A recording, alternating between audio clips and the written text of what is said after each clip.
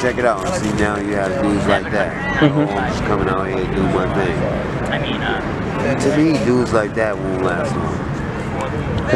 You have to be out here more than, it got to be more than just do your thing. You know what I'm saying? It got to be, I'm out here to make my life better or to move forward. You know what I'm saying? I want to move forward with my life. You know what I'm saying? If I do acquire a whole bunch of money or a ridiculous amount of money out here doing this, I'm leaving. I'm never coming back here again. I'm going to get my family, watch my grandson, be, you know what I'm saying, grow up, you know what I'm saying, help my kids more, and do the right thing, do everything that I should have did. You know what I'm saying? When do everything I should have did when I was younger, you know what I'm saying? Correct my mistakes. That's what I'm out here for. I'm out here to make my life better and correct my mistakes, man. You know, that's the mistake I made when I came out here. I want to party like a rock star. That's the first thing I said. You know what I'm saying? When I came out here. I came out here maybe like 17, almost 20 years ago. You know what I'm saying? And it was like, I'm gonna party like a rock star. I'm gonna get this money, but I want to live the fast life, be with the fast So my girls. question to you is like, so before you came out here, like, what brought you out here / what was your stomping ground like? It just kept stuff in my life kept taking bad turns. Like, okay, I lived in Maine, right? And the reason I lived there is because I had a drug trafficking. Now I had a drug trafficking, and what they had did is I beat the case, but you know how the law works. They were mad that I beat the case. I beat the case because of technicality. The cops got caught lying on the stand. One of the cops said they went down a one way. The other cop said they went down the right way. You know what I'm saying? Yeah. So they got caught lying on the stand. So the judge is like, yo, listen, man, y'all in the same car. How are y'all going two different ways? He's like, clearly y'all caught this man red-handed. He's like, I was going to give this man 15 years. He's like, but y'all lied on the stand, lied to the Commonwealth, so all poisonous fruits of the tree are suppressed.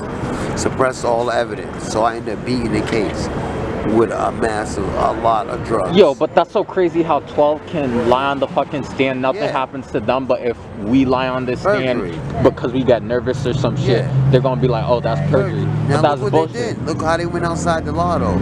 I beat the case. But look what they did to affect me. I wasn't allowed, they made it so I wasn't allowed on no Boston housing or property. So I couldn't go nowhere in Boston that was BHA. So that shit forced you to be home. Everything is BHA in Boston.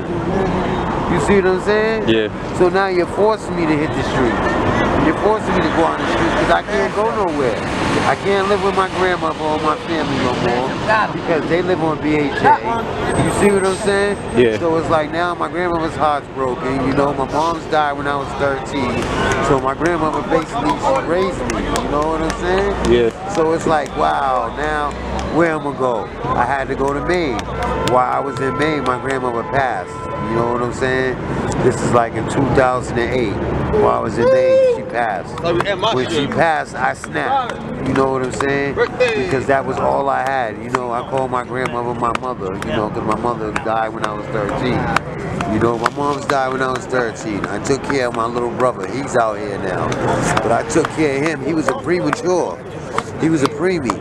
So you got a 13-year-old taking care of a preemie. The nurses didn't even think I knew what I was doing when I used to go to the hospital.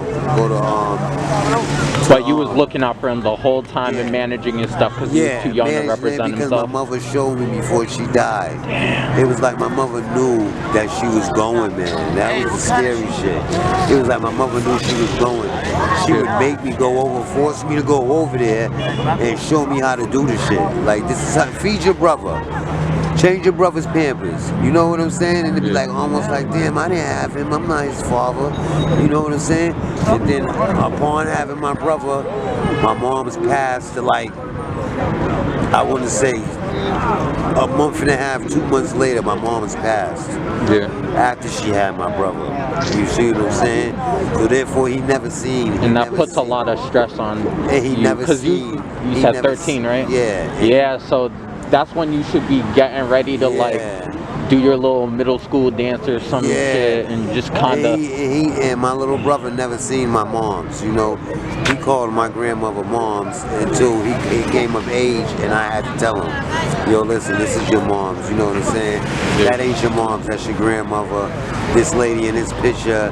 He was like, wow, she looks just like you. I said, yeah, she look like you too. That's your mom's, man. You know what I'm saying? Boom. You know what I'm saying? So it was like I had to show him a lot of stuff, but it's like I'm like his father more than like his brother. Yeah. You know what I'm saying? Where he was born with an ill mental condition, where he's supposed to be taking all these medications that he don't take because of the way it makes him feel. You see what I'm saying? Because of the way it makes him feel, he doesn't take the medication. But he should be on all these medications, but he's messed up in the head though. My little brother, he is really messed up in the head. Like, he's done died already like 10 times doing heroin, you know? And he never did heroin before until he got 23 years old. His first time doing it, he goes out. Second time doing it, he goes out. Third time, I mean, to the point where it's like, yo, this is not for you. You know? And to the point where it's like it goes in one ear and it comes out the other. Because to my brother, when you tell him don't do something or don't do it because of this or because of that, he looks at you like the enemy. He doesn't look at it as like, oh, you're helping him. He looks at it like, oh, man, you're the enemy, man. It's just like authority and shit. Yeah, he's against me. I'm not going to listen to this dude. I'm going to tell him, yeah. He'll act like he's listening to you and then go do exactly what you told him not to do. Yeah. You know? So it's like I be having to let him, and it hurts me because I have to let him learn on his own. Even out here, like he was disrespecting this dude that I'm really, really cool with. And the dude come to me, he's like, yo, they know he's my little brother, so a lot of the dudes will come to me and be like, yo, your little brother's being disrespectful. Where is it? If he wasn't my little brother, and it wasn't me, they would have already tried to hurt him, or they would have tried to do something to him already. You feel what I'm saying? Yeah. Whereas it's because it's me, they only like, oh, we're going to let you slide, we're going to let you ride. You know what I'm saying? To the point where it had to be like, you know what, he got to learn on his own.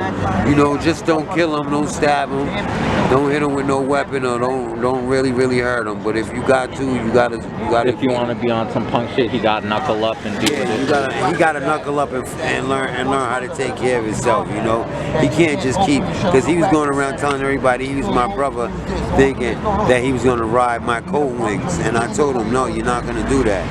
You know what I'm saying? You're gonna learn. You're gonna get some tough love out here. Yeah. Because if I don't give you tough love, you're not gonna learn anything. You're gonna learn. You'll learn nothing.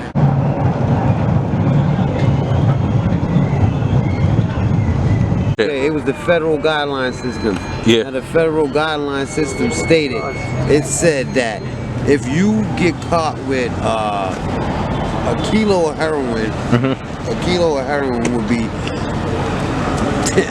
15 to 20 years. Yep. For a kilo of heroin. But an ounce of crack is life.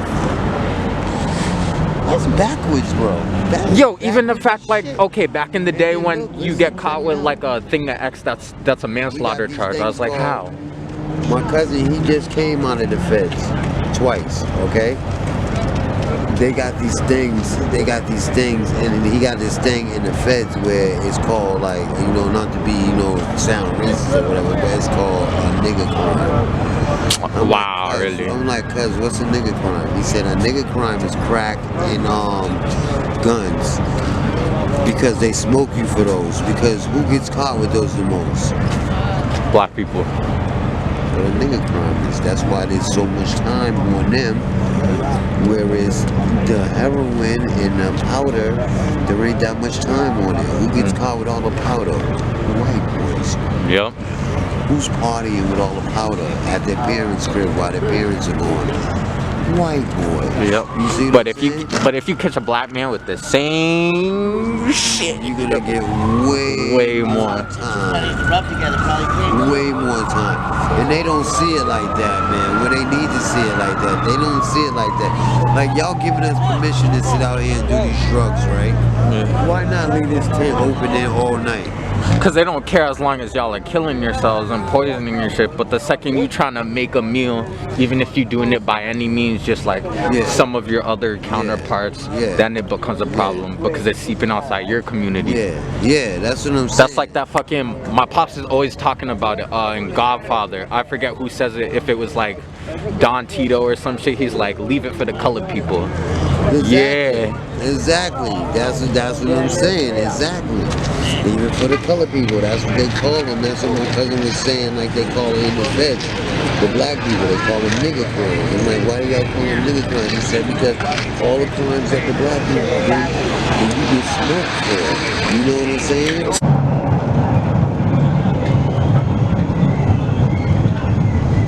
Up on their part, they take videos of us, they take pictures of us, they put us on a YouTube, and at the same time you're hurting us.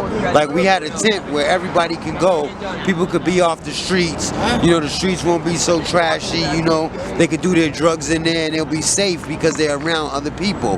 To where they protested it and they got this tent shut down. So now we have nowhere to go.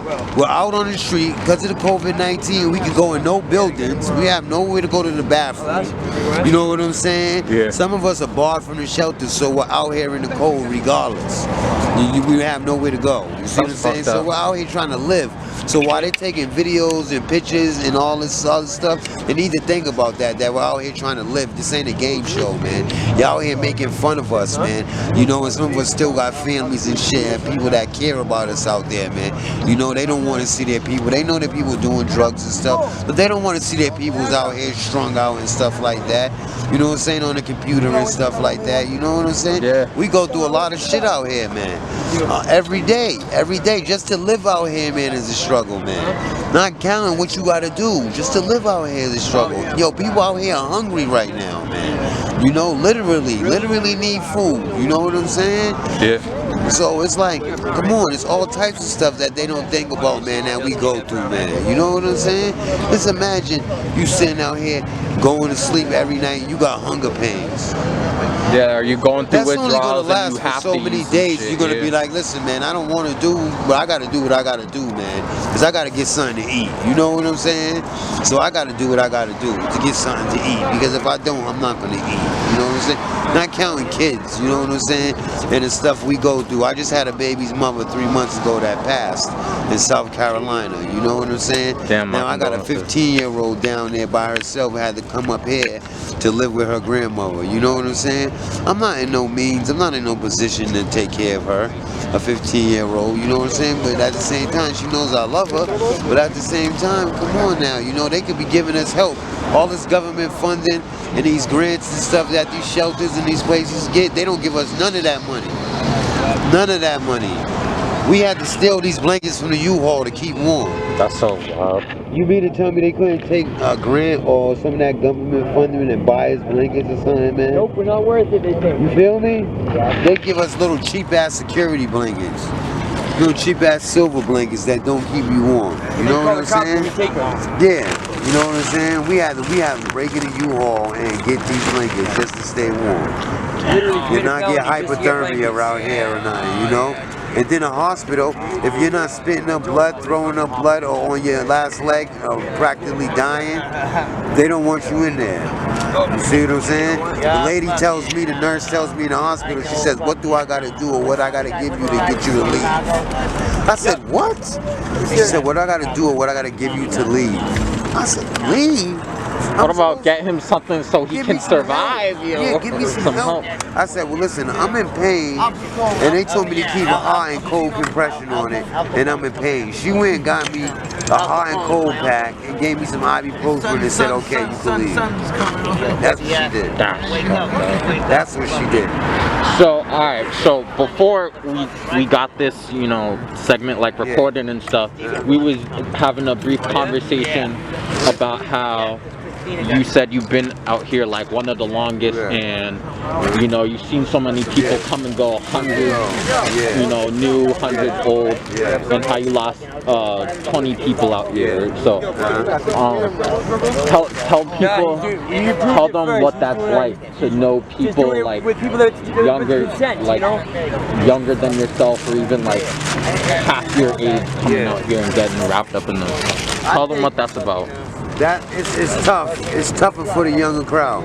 It's harder. I think the younger you are, the harder it is for you, because they're not really seeing it. They're not really seeing it for what it's worth. They're not seeing what they're about to go through.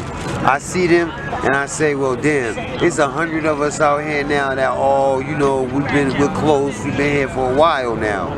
But out of the 100 of us, at least 40 of us are going now. So it's about 60 of us. So then, once it gets down to like below 50, then you start noticing it. You say, well, it's only 25 or 30 of us, but it's 70 new guys. So it's like, where these guys come from? Damn, where'd you come from? You know, you'll wake up tomorrow, right? And you'll see 5 new people that you've never seen before. And it's like, where'd you come from, dude? I was here all night. I've been out here all night last night. I never seen you. Where did you come from? You know what I'm saying? So my question to you, for people who be in those situations where they're coming out here for their first time, trying to like using shit because they had nowhere else to go, have y'all or any of your homies ever actively tried to turn back some of these kids and just be like, yo, like, trust me, you don't want this? Us, like me, Red, Killer, some of the older OG dudes, we're not gonna lead you astray. We ain't gonna lead you astray. We're gonna keep it real with you. We're gonna come straight forward, tell you how it is, tell you what you're getting into, and try to give you a chance. You see what I'm saying? Well, you can say, well, damn, maybe I could turn it around right now, man. Maybe I can go get some help right now and turn it around. A couple of dudes have. Like 3 or 4 dudes. We got one dude on Drug Inc., Methadone Mild Drug Inc., where they came out here and they did the Drug Inc. thing. He turned his whole life around from that. They did a little investigative thing like you're doing, and he turned his whole life around from that. He stopped using and everything. And this dude was, I mean, when you say an active user, man, this dude using his sleep, man. This dude was bad, man. I mean, at least, man, he probably using at least like half a finger a day. I mean, he doing whole grams in the cookie. And he ain't died on the first day of that shit? And I mean, he was doing this on a regular. Damn. The dude was so fucked up. He'd be so messed up. The fentanyl, there'd be so much fentanyl. And he would literally go crazy. Like right now, he'd be out there with just pants on. No socks, no t-shirt, no hat, no gloves, nothing. He'd be out there singing. Woo, woo. Then he'd be going crazy, singing, woo, woo, dancing and stuff. He's not doing that to be a fool. You know what he's doing that? He's fighting the fentanyl. He knows if he goes out or if he takes a nap or something like that, he's done.